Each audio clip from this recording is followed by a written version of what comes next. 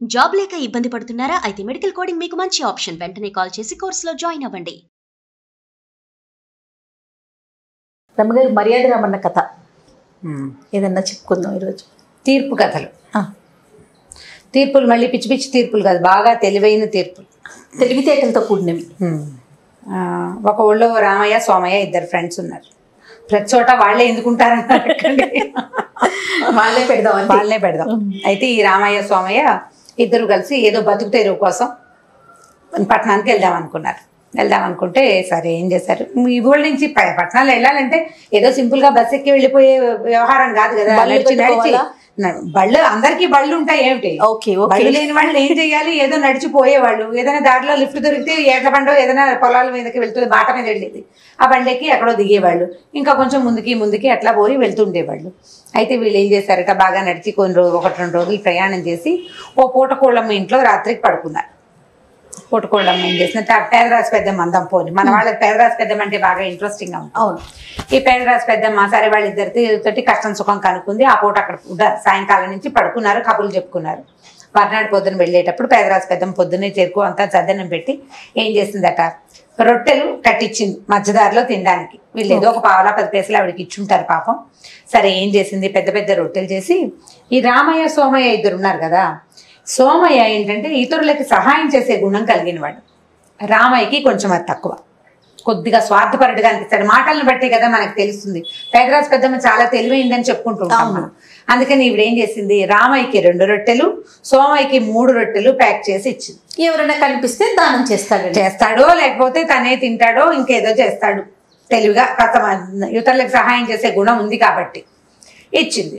సరే వీళ్ళు బాగా నడిచి మొత్తానికి ఓ చెరువు దగ్గర ఎక్కడికో చేరారు. మధ్యాహ్నం ఓ చోట కూర్చున్నారు. రొట్టెలు తీసి చూసేసరికల్లా, చూసారా పేదరాజు పెద్దమ్మ, నాకు 2 పెట్టి మీకు 3 పెట్టిందంటే ఈ సోమయ్య అన్నాడు, దాందేముంది పంచుకుని తిందాంలే, ఏదో యథాలాపంగా పెట్టుంటుంది.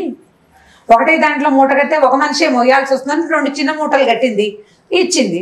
రొట్టెలు అంటే ఒట్టి రొట్టెలే ఇవ్వరు కదా, ఓ అంత కూర, ఓ ఇంత పచ్చడి, ఓ చిన్న బెల్లం ముక్క కూడా ఇస్తారు. ఇన్ని 4 వస్తువులు అయినాయి కదా, అందుకని అట్లా గట్టి ఉంటుందని చెప్పాడు. ఈ లోపల ఏమైంది, దూరం నుంచి ఒక అతను ఎవరో వస్తుంటే సరే ఏమండి ఏ ఊరు ఏంటి మాట్లాడుకుంటారు కదా బాటసార్లు, అక్కడెక్కడి నుంచో వస్తున్నానండి, వచ్చే దారిలో డబ్బంతా పోయింది, ఏమీ లేదు, ఈ పక్క ఊర్లో మా స్నేహితుడు ఒకడున్నాడు, సాయంత్రానికి చేరగలనో లేదో అని చెప్పాడు. అనేసరికల్లా ఇతను అన్నాడు, డబ్బులు ఎప్పుడు పోయినాయి ఏమిటి కనుక్కున్నారు. నిన్నే పోయినాయి డబ్బులు అంటే అతని దగ్గర ఏమీ డబ్బు లేదు, నిన్నంతా తినుండాడు పాపం. ఇలా అన్నారు. ఈ సోమయ్య గారే అన్నాడు, అయ్యో మీకు నిన్నటించే డబ్బులు లేకపోతే మీరు ఏం తిన్నారోనండి, మాతో కూర్చోండి కలిసి తిందాం, మా దగ్గర ఏవో ఉన్నవే 4 రొట్టెలు ఉన్నాయి అనుకోండి, 5 రొట్టెలు ఉన్నాయి, పంచుకుని తిందాం, మాతో పాటు తినండి అని అన్నారు. అయితే ఇతను ఏమన్నాడంటే, డబ్బులు పోయినాయంటే మరీ పోలేదండి, ఏదో కొద్దిగా ఉన్నాయండి, పెద్ద అమౌంట్ పోయింది, నిన్న తిన్నాను, నాకు పెద్ద ఆహారం అక్కర్లేదండి, కొద్దిపాటి డబ్బులు ఉన్నాయి, 2 దాచుకున్న డబ్బు ఉంది, పెద్ద అమౌంట్లు పోయినాయి, సామాన్లు పోయినాయి అన్నాడు. అనేసరికల్లా సరే పంచుకుని తిందామన్నారు. 3 పంచుకుని తిన్నారు. అతను ఏం చేశాడు, ఇప్పుడు వీరు తను వెళ్ళవలసిన ఊరు దగ్గరలోనే ఉందని వీళ్ళ వల్ల తెలుసుకున్నాడు. అంటే చీకటి పడకుండానే తన ఆ ఊరికి చేరిపోతాడు.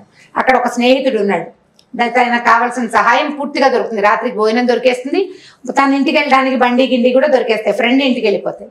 అతను ఏం చేశాడు, రొంటినున్న 5 కాసుల్ని వీళ్ళ చేతిలో పెట్టాడు.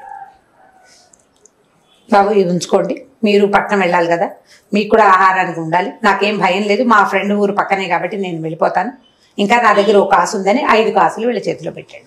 అప్పుడు ఏం చేశాడు ఈ సోమయ్య గారు, 2 కాసులు ఎత్తి రామయ్య చేతిలో పెట్టాడు.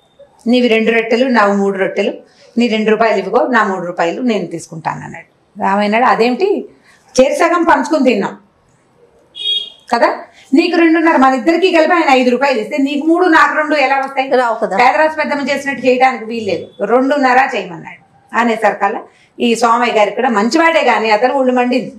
ఇదేం మాట, ఆయన ఉచితార్థం ఏదో ఇచ్చాడు, మనం రొట్టెలు అమ్ముకోవాలి, మనకు ఉపయోగపడుతుందని ఇచ్చాడు, నా దగ్గర రొట్టెలు ఎక్కువ ఉన్నాయి. ఇద్దరు వాదించుకున్నారు, వాదన అయ్యింది.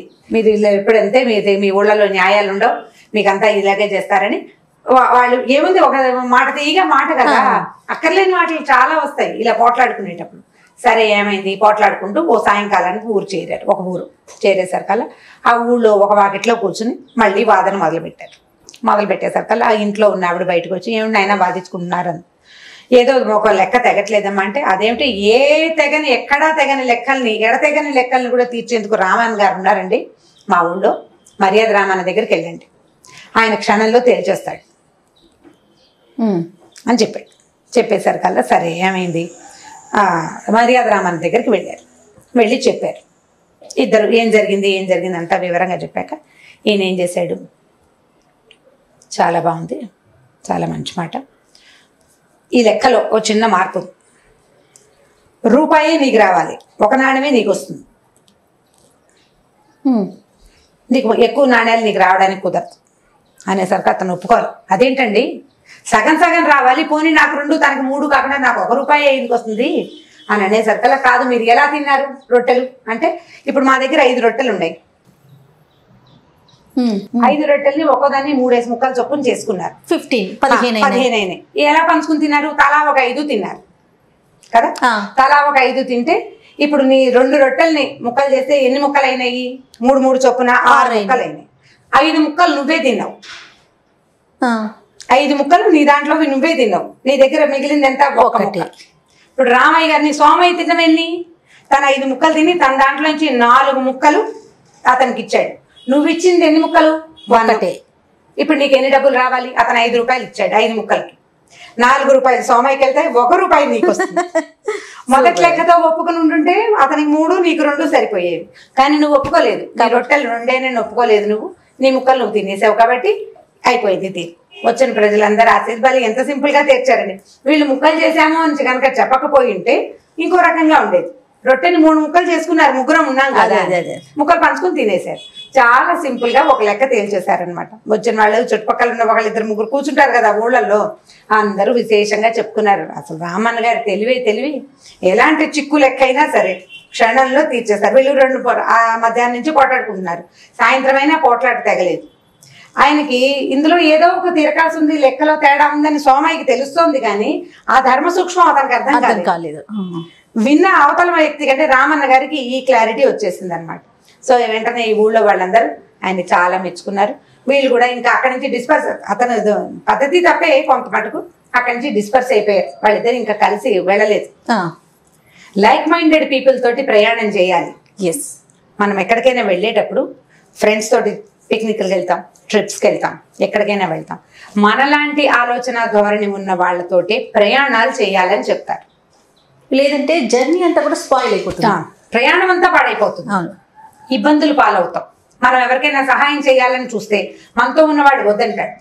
ఏదైనా చేయకూడని పనికి వాడు ఉత్సాహం చూపించవచ్చు, మనం ఉత్సాహం చూపించకపోవచ్చు, ప్రమాదాల పాలవుతాం. ఇప్పుడు మనం కొంత వెనక్కి తీసే మనస్తత్వం ఉందనుకో, మనతో ఉన్నవాడు కూడా వెనక్కి తీసేవాడైతే సులువుగా ఉంటుంది. అది ఆలోచించుకోవాలి. అందుకని ప్రయాణాలు చేసేటప్పుడు తప్పకుండా మనలాంటి మనస్తత్వం ఉన్న వాళ్ళతోటే వెళ్ళాలని రామన్న గారు ఆ ఊరి ప్రజలకి తెలియజేశారు. దీనివల్ల నీతి అది. చాలా బాగుంది రమ్మగారు. ఇంకొక స్టోరీతో మళ్ళీ కలుద్దాం. తప్పకుండా చేయండి. నమస్తే. ఇక ఈ వీడియో కనుక మీకు నచ్చినట్లయితే లైక్ చేయండి, షేర్ చేయండి. మరిన్ని వీడియోస్ కోసం మా ఛానల్ని సబ్స్క్రైబ్ చేసుకోండి.